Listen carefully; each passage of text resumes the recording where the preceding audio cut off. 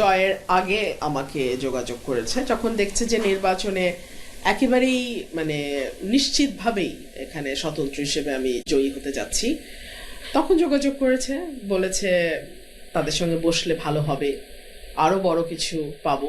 আমার দল তো আমাকে বহিষ্কারই করে দিয়েছে। আমার দল বলে তো আর কিছু না, এটা তারেক রহমান সাহেবের দল।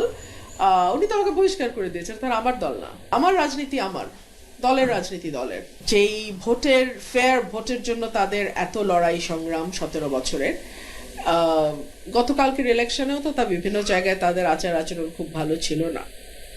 হ্যাঁ, আওয়ামী লীগের ছায়া তো কিছু কিছু এখনই দেখতে পাচ্ছি। কুৎসিত মন্তব্য করেছে বিএনপির পদধারী নেতারা। আমি তাদের কাছেও কৃতজ্ঞ, কারণ তারা যদি এতটা কদর্য আচরণ না করত তাহলে হয়তো আমি এত ভোটের ব্যবধানে জিততাম না। তাদের সমস্ত অন্যায়, অবিচার, অকৃতজ্ঞতা সবকিছুর জবাব দিয়ে